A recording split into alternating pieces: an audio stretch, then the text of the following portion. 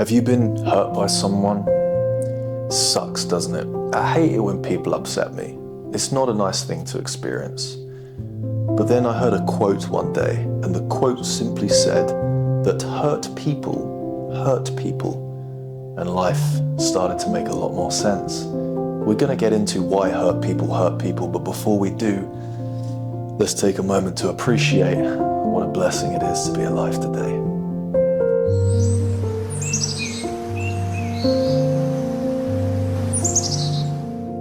Here we are again. Oh, I'm in nature. No, you're not, George, you're indoors. Well, I've got a plant next to me, so that's kind of like being in nature. I'm sure you'll cut me some slack. We're going to talk about why hurt people. It's really sad, but ultimately that is the case. I was severely bullied at school when I was a kid, and I never really knew why. And then I realized that there's a crazy fact out there. Something like 92% of bullies have reported being bullied themselves. It doesn't make their behavior okay, but it certainly explains why they treat people in the same way. You know what I mean? Oftentimes when people are horrible to you, people upset you, people are angry at you, people let out their emotions on you, it's because they're suffering inside. Does that make their behavior okay? Of course not. Does that mean we should accept the behavior? Nope. Does it mean that they get to just walk around and be nasty to everybody? Of course it doesn't. That's not what this video is about. What I'm going to try and do in this video is help you to understand why there are some people out there who are just nasty, and they're going to pick on you. They're going to make you feel bad. They're going to insult you, and they're going to pick little features about you that you're already insecure about and amplify them to make themselves feel better about themselves. It's a nasty business, but it's life, it's the world that we live in. And unfortunately, you will encounter these people. You can't avoid it, even if you love being in the great indoors like I do. You gotta get into the great outdoors often. Get outside, get into nature, because no one's gonna be horrible to you out there. But hurt people. Talk to me, George. I'm a little bit confused right now. No worries, let's get into it. So what I've learned over the years is that when pain becomes someone's normal, they're ultimately going to try and cause pain to others because it's the existence they live in. It's their paradigm. So when someone has been mistreated or emotionally wounded, they often see pain as a natural part of life. And without healing, they may unintentionally pass that pain on to others. It's very contagious. In fact, all emotions are contagious. If I started laughing now, for no apparent reason, you'd start laughing, or you'd at least smile or smirk and be like, what's this guy doing? Right? If I started heavily crying right now, it would make you feel quite sad inside. You'd be like, why is this guy crying? Because it's contagious, right? The mirror neurons in your brain are going to take on what I'm doing and react to them and try to mirror them in some sort of way to make sense of the situation. A good example of this is when you're in traffic, right? You're driving and some guy beeps their horn at you and shouts abuse. What's the first thing you do? You go, oh, what a prick, right? Suddenly, you've said something really nasty. You've said something really negative. You've just insulted someone. Why? Because they insulted you. It's contagious, even if you're a nice person. You can't help it sometimes. It just comes out because we store our emotions in our body, right? You might not have known that, but you know now, so there you go. You store your emotions in your body. You store it in your muscles, all right? You store it in your mind. You store it in your emotions, and it comes out at really random times, especially when you suppress it. So you suppress all your emotions, you pretend they're not happening, and then they come out in really horrible, vulgar ways. So this is often what people do, hurt people, because ultimately they lack healthy coping skills. Right? So instead of processing their emotions in a healthy way, what they do is they project their hurt onto others. And they do this using things like anger or criticism or manipulation. And it's actually a defense mechanism. They don't know how to cope with their negativity. They don't know how to cope with their anger and their ultimate pain. And everyone's guilty for this. Everyone struggles with this. Right? When you don't know how to control something, you let it out and it's very messy. I'll give you a positive example. You watch a child who's really excited, they can't contain it. They haven't learned how to contain their excitement. Not that you should.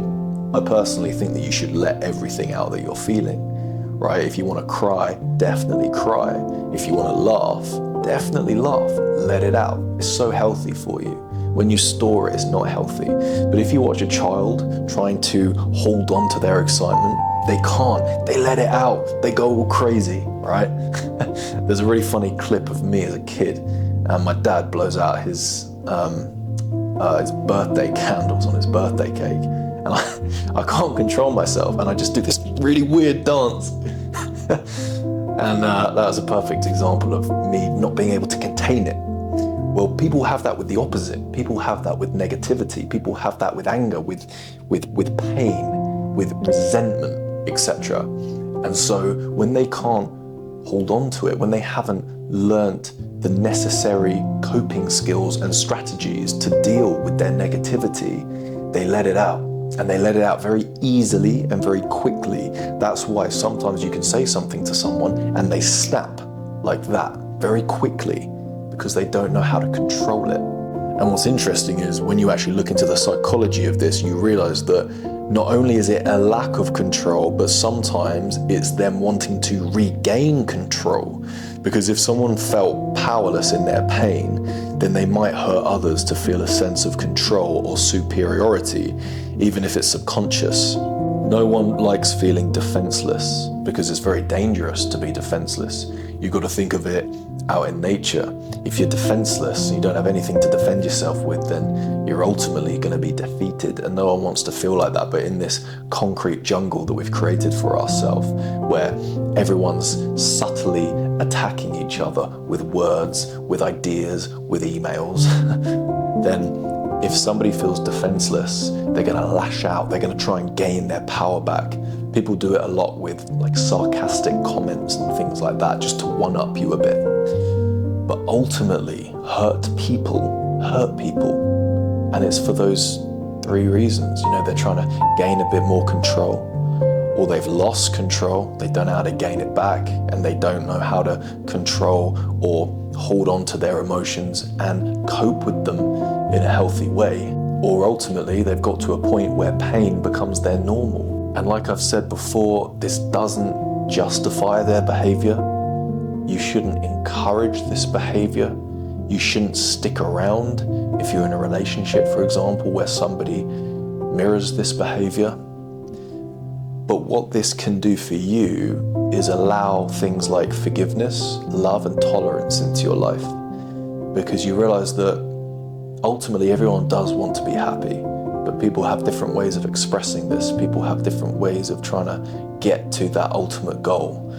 And this world is incredibly corrupt, and it's very easy to manipulate happiness into thinking it's something other than its purest form, which is being kind, which is being loving, which is being understanding, which is being joyful, which is being mindful in the moment, accepting your life, accepting yourself, being utterly present with who you are and how you are, and enjoying it, being like a child again, exploring all the wondrous, amazing things that there are to behold in this world. That is your ultimate happiness.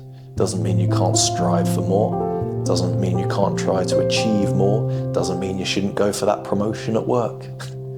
What it means is you need to accept reality for how it is and enjoy reality for how it is. And as you go through life, you're going to meet people who are loving. You're going to meet people who are kind.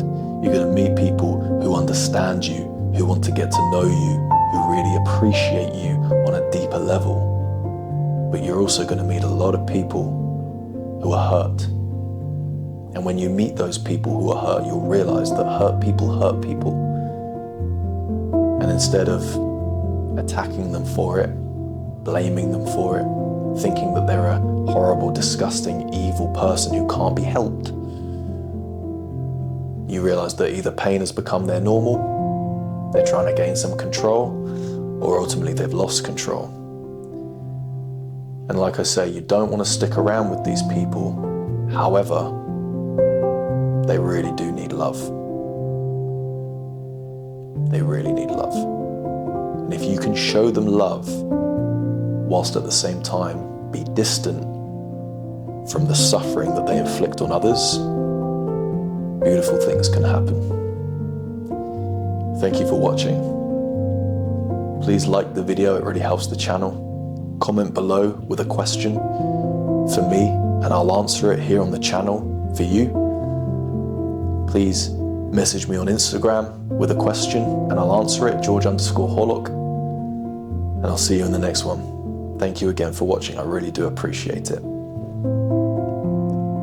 God bless.